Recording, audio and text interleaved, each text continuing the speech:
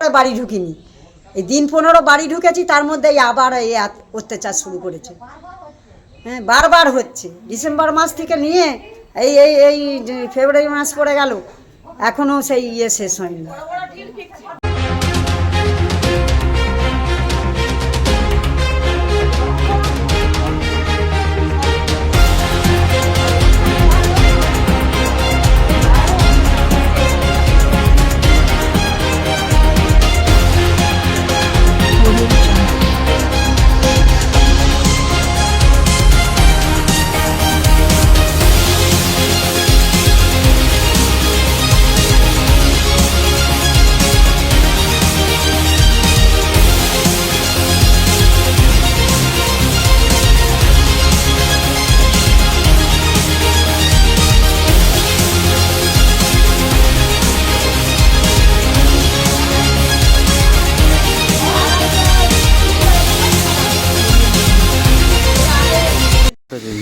ঘটনাটা, আমার ছেলে 6-7 বছর ধরেই আমাদের অত্যাচার করছে, কিন্তু সহ্য করে এতদিন ছিলাম। হ্যাঁ, এত অত্যাচার করছে যে আর সহ্যর বাইরে। কিন্তু থানা পুলিশ করছি, থানা পুলিশ কোনো টেপ নেয়নি। এবারে সে যাচ্ছি, হ্যাঁ, কমপ্লেন চাইছে, কমপ্লেন দিয়ে যান, এখানে লিখিত দিচ্ছি, মুহুরিকে টাকা খরচা করে লিখিত দিয়ে আসছি, তারা সেই আসি বলে আর আসেনি। যদিও আসছে, দেখে চলে যাচ্ছে, বলছে আমরা এই মদ খাওয়া মাতালকে কিছু করতে পারবো না, আমাদের চাকরি চলে যাবে, আমরা ভালো মুখে যখন থাকবে ডাকবেন। আমি বলছি ভালো মুখে থাকলে তো সে বাড়িতে থাকে না, সে গাড়িতে চলে যায়। হ্যাঁ, ভালো মুখে যখন থাকে আপনারা কি তাকে পাবেন? তাহলে এখনই নিয়ে যান। তারা বলছে যে না, আমরা মদ খাওয়া লোককে নিয়ে গেলে আমাদের চাকরি চলে যাবে, আমাদের নেই, আমরা নিয়ে যেতে পারবো না, অসুবিধা আছে। এইরকম করে থানার লোক বলছে। অনেকবার কমপ্লেন দিয়েছি, অনেকবার। ডিসেম্বর মাসে 4 বার দিয়েছি, এই আজকে একবার দিয়ে এলাম। আজ রাতে প্রশাসনিক কোনো ব্যবস্থা নিচ্ছে না? না, প্রোটেকশন কিছু থানার নাই। 14-15 বছরের মেয়ে আছে, সেগুলো বলো।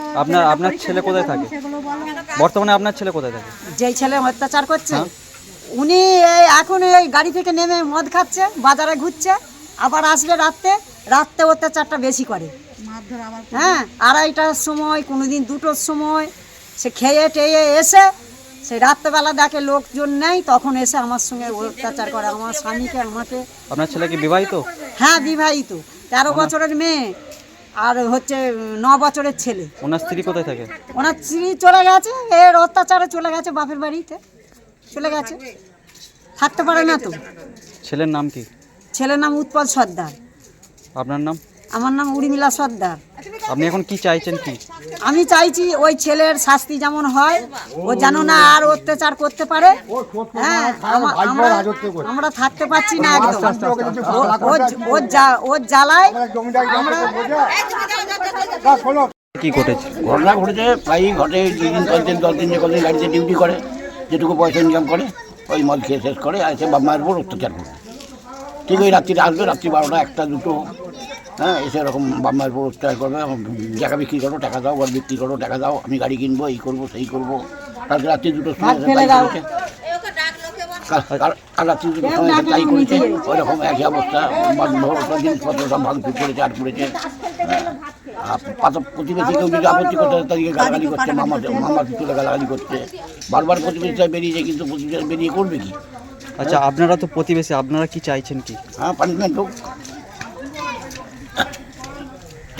এমন একটা শাস্তি হোক যেমন হচ্ছে নিজেকে অনুভব করতে পারে, এর জন্য মারাইতে হয়। আর থানায় যদি নিয়ে যাচ্ছে, করতে গিয়ে আজকে নিয়ে গেল, কালকে ছেড়ে দিল, আবার দেখেছি। কোথায় কি টাকা খেয়ে বেরিয়ে পড়ছে কিছু এরকম কোনো?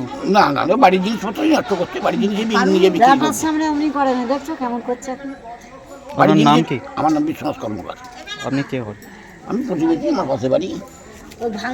অফার চলছে আমার সান অটোতে, ব্যাটারি নিলে আপনার প্লেটো কোম্পানি, তো অফার রেখেছি। আপনি ক্যাশে বা ইএমআই যেটাতেই নেন না কেন, 4000 টাকা ক্যাশ ডিসকাউন্ট আছে, অথবা দীঘা ট্যুর।